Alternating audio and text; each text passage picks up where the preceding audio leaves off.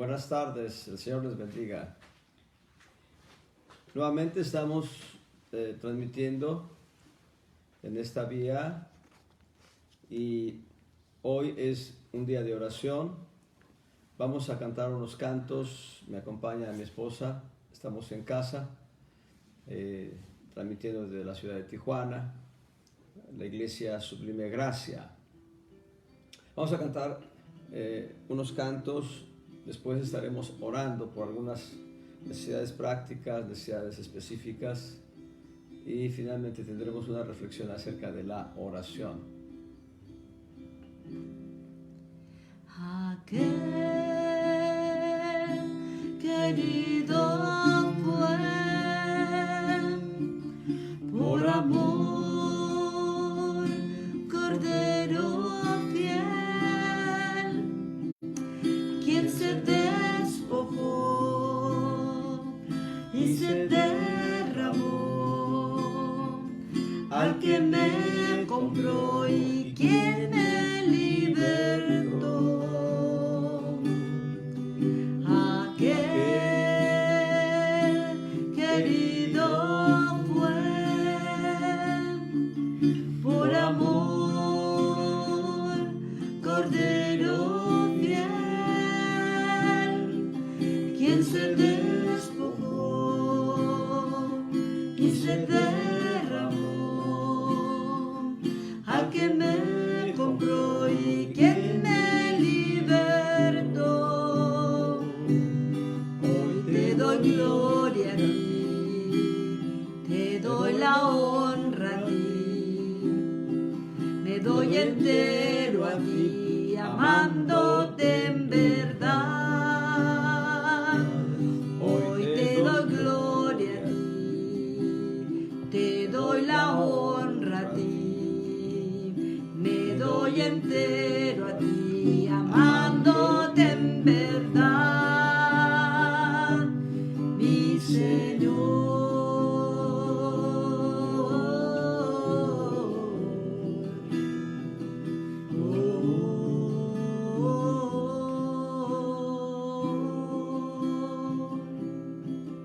Aquel querido fue por amor, Cordero fiel, quien se despojó y se derramó, al que me compró y quien me libertó.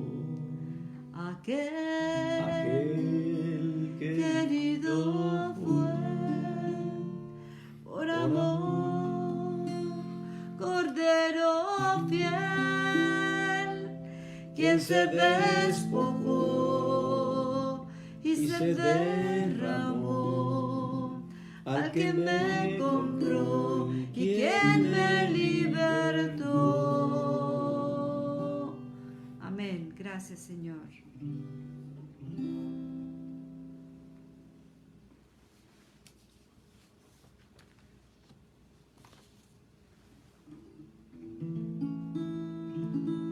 Al estar en la presencia de tu divinidad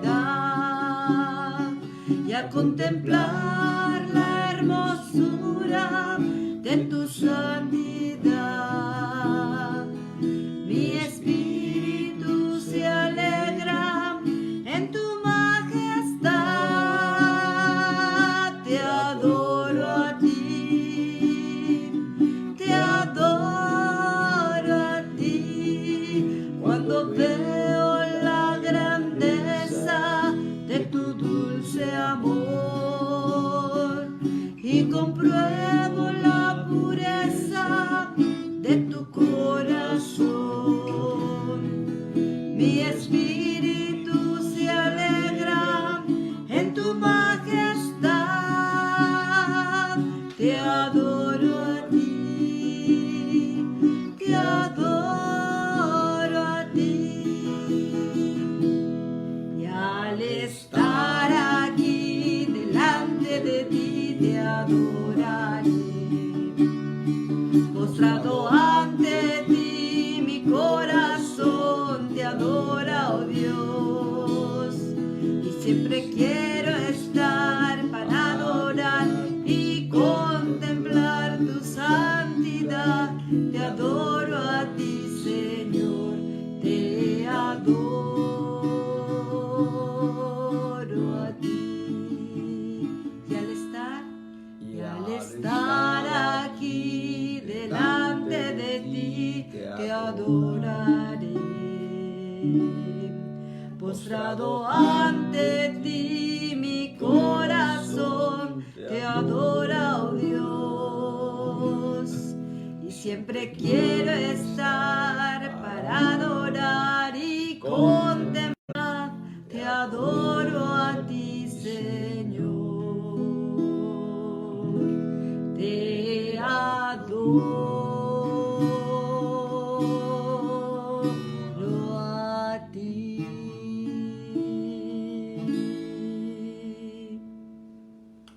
Damos gracias a Dios por este tiempo de comunión con el Señor.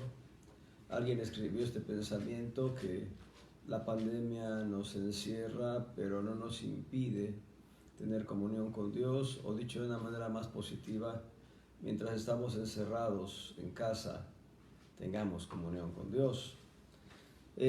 Vamos a hacer algunas peticiones delante de Dios.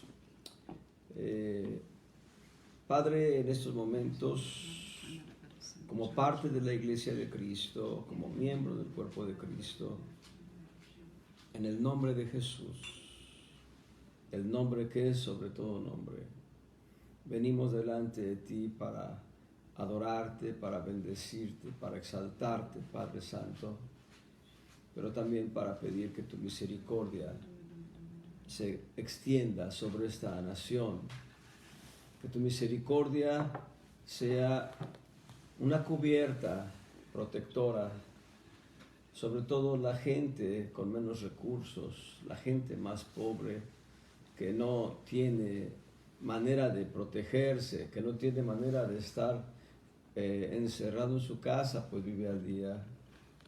Pedimos por Ángel Gabriel Borraes Benítez, quien está quebrantado de salud con una gripe, un catarro muy severos.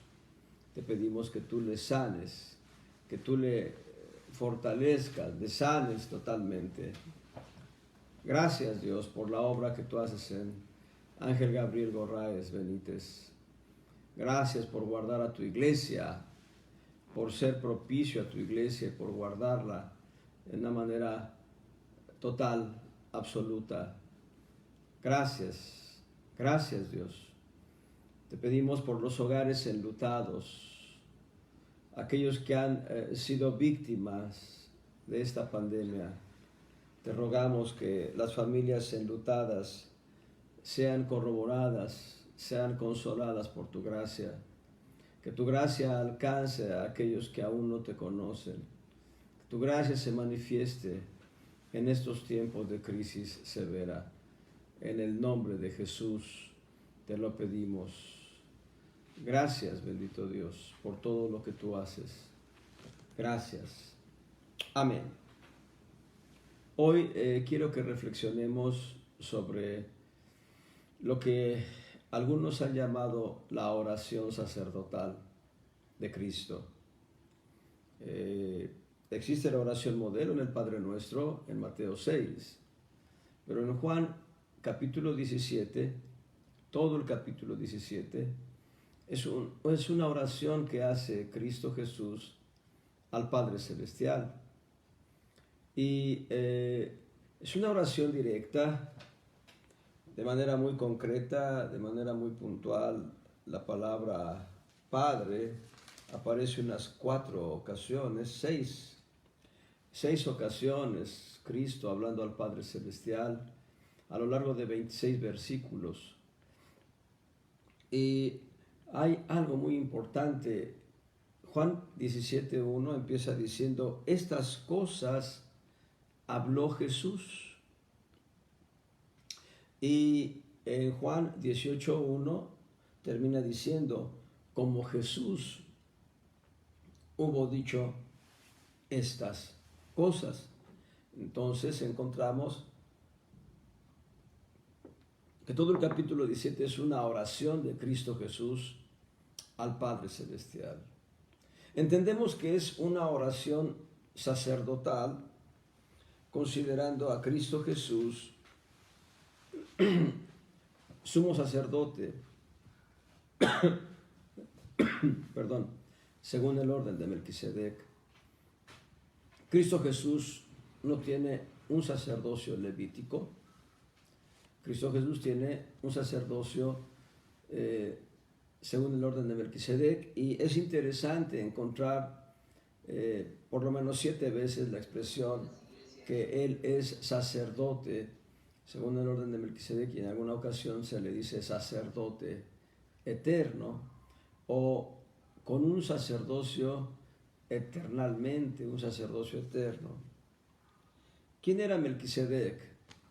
Melquisedec, de acuerdo al libro de Génesis, era sacerdote del Dios Altísimo, sacerdote de El Elión, el Dios Altísimo. Él era también rey de Salem, y Hebreos nos da una descripción certera, clara de quién era Melquisedec. Cuando habla el autor de la epístola en razón de Cristo, sumo sacerdote según el orden de Melquisedec, compara a Melquisedec con el Hijo de Dios. Melquisedec, un hombre sin principio de días ni fin de vida. Cristo no tiene principio de días ni fin de vida. Cristo es eterno, Cristo es el Hijo de Dios, Cristo es Dios mismo.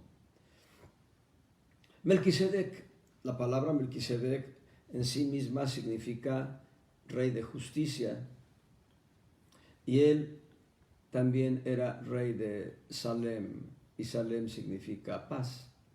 El rey de justicia era el rey de paz. El rey de justicia y el rey de paz era sacerdote de El Elión, el Dios Altísimo. Y este ministerio sacerdotal le ha sido dado a Cristo Jesús, un sacerdocio eterno, permanente, que nunca acaba, que siempre está actuando. El sacerdocio o el ministerio sacerdotal consiste en una actividad delante de Dios, ministrándole alabanza y adoración, pero al mismo tiempo consiste en una acción o una actitud de estar intercediendo delante de Dios por el pueblo de Dios. Esto es lo que había hecho a Aarón, el sumo sacerdote, Aarón, hermano de Moisés, Aarón, sumo sacerdote. Hay algunas experiencias registradas en el Pentateuco en donde Aarón se pone entre el pueblo y Dios. En Levítico 9:7 se dice que Aarón debía hacer la reconciliación por sí mismo y por el pueblo de Dios, por Israel. Y le dice Moisés: haz la reconciliación por ti y por el pueblo, y haz la reconciliación por ellos.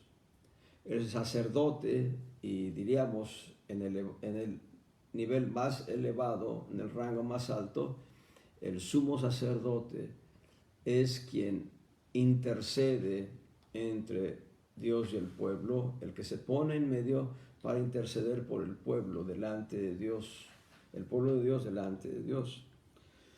En Números 16:47 encontramos una experiencia muy interesante en cuanto al sacerdocio de Aarón. Entonces Aarón corrió en medio de la congregación y puso perfume e hizo expiación por el pueblo. El contexto de este versículo habla de un juicio que Dios había traído sobre el pueblo de Israel y la mortandad había empezado, y Moisés manda a Aarón que se interponga entre el pueblo de Dios y la mortandad. Cuando Aarón lo hace, la mortandad se detiene, y Aarón solamente es una figura del sacerdocio de Cristo. Aun cuando Cristo no tiene el sacerdocio levítico, varios pasajes de la Escritura nos hablan de que lo escrito en el Antiguo Testamento fue escrito para nuestra enseñanza y para nuestro ejemplo. Eso lo registra Hebreos 14:5, 1 de Corintios 10, Hebreos 8 del 1 al 5, Hebreos 9. Específicamente en la epístola a los Hebreos encontramos que la sombra de las verdades celestiales están en el Antiguo Testamento. Pues bien, Cristo Jesús tiene un sacerdocio eterno y es un sacerdote del Dios Altísimo. De acuerdo al orden de Melquisedec, en Génesis 14, 18 al 20 encontramos la primera experiencia donde Abraham se encuentra con Melquisedec. No hay mucho tiempo para hablar de muchos detalles que están ahí, pero Melquisedec solamente le trajo pan y vino, y Abraham le dio los diezmos de todos los despojos. Y el rey de Sodoma quiso congraciarse con Abraham y le dijo: quédate con todo el despojo y dame las almas. Y hay un contraste gigantesco. El rey de Sodoma le entregaba autoridad sobre todo el bagaje. Melquisedec solamente le trajo pan y vino. Nada más que en la experiencia, el pan y el vino hablan de la mesa del Señor. Y sin entrar en muchos detalles, la mesa del Señor es muchas cosas. Una de ellas es que la mesa del Señor es el nuevo pacto. El pacto de Cristo con el Padre Celestial para redimirnos, para salvarnos. Cristo lo dice en los evangelios: esta es la sangre del nuevo pacto que por vosotros se derrama. Así que lo que estaba ofreciendo de Melquisedec a Abraham era el anuncio del evangelio de que Cristo habría de morir en la cruz por nosotros, la sangre del nuevo pacto. Y Abraham tomó la mejor parte, el nuevo pacto, la sangre de Cristo. Los bienes que el rey de Sodoma ofrecía eran perecederos. Lo que Melquisedec estaba dándole en figura a Abraham era una sombra, una figura de la vida eterna, la sangre del nuevo pacto de Cristo. Y bueno, hay muchos pasajes que hablan del sacerdocio de Cristo según el orden de Melquisedec, sobre todo en la epístola a los Hebreos. Y en algunos de esos pasajes se habla de cómo Cristo intercede por nosotros. Esa es la labor del sacerdote, interceder por el pueblo. Regresando al Evangelio de Juan, al capítulo 17, en el verso 1, después de que anuncia el versículo, Juan el evangelista, estas cosas, y diríamos de una manera más adecuada, estas palabras, habló Jesús, dice: y levantando los ojos al cielo. Esa expresión, levantando los ojos al cielo, va más allá de lo que se lee en el Evangelio de Juan. Va más allá de mirar hacia el cielo, va más allá de voltear hacia el infinito, porque en el texto original podemos leerlo de esta manera: penetrando dentro de los cielos.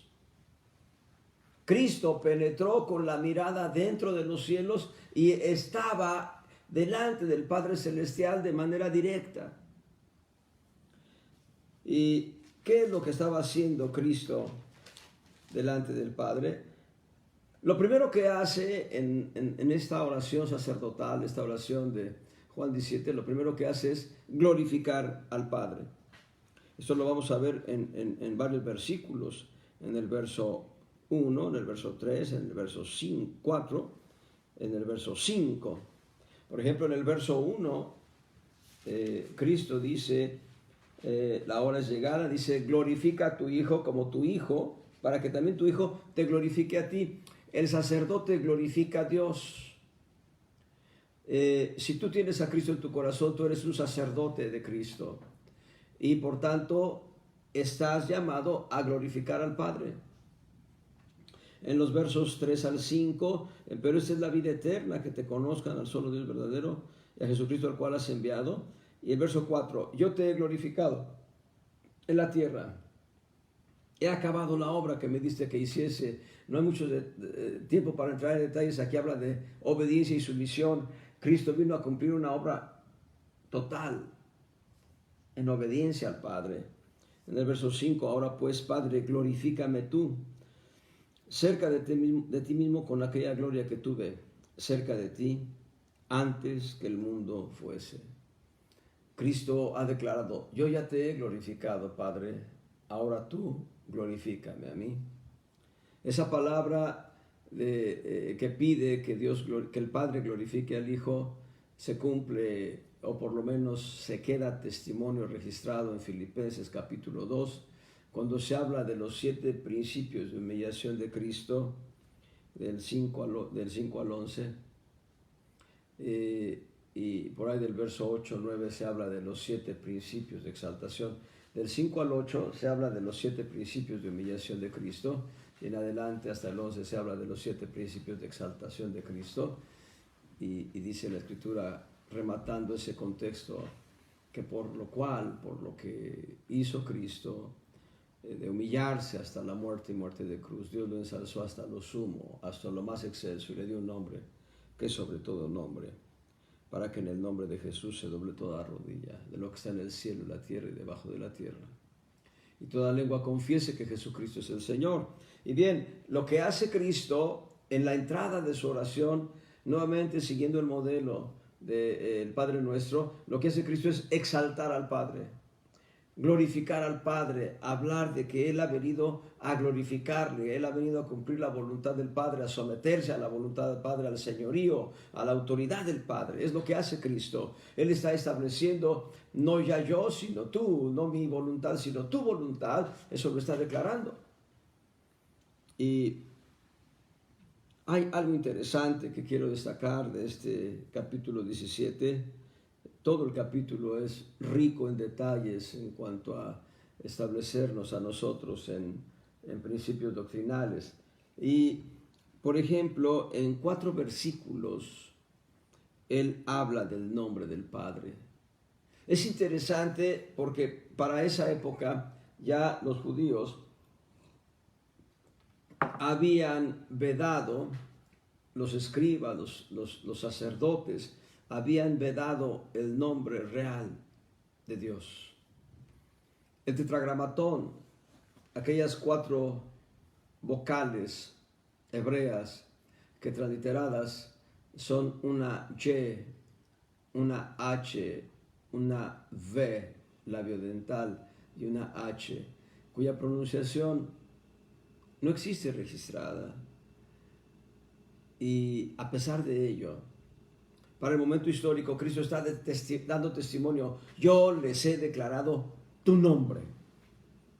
Por ejemplo, en el verso 6 dice, he manifestado tu nombre a los hombres que del mundo me diste. He manifestado tu nombre a los hombres que del mundo me diste. Tuyos eran y me los diste y guardaron tu palabra escrita, el Logos. En el verso 12, Cristo habla de la custodia, del cuidado que tenía de aquellos que estaban siendo llamados del nombre de Dios. Cuando estaba con ellos en el mundo, yo los guardaba en tu nombre. A los que me diste yo los guardé, y ninguno de ellos se perdió, sino el hijo de perdición, para que la escritura se cumpliese. Y aquí la palabra guardaba tiene una intención muy interesante. Esa palabra griega es mucho más amplia que el concepto guardar. Por ejemplo, puede traducirse, yo tenía cuidado de ellos.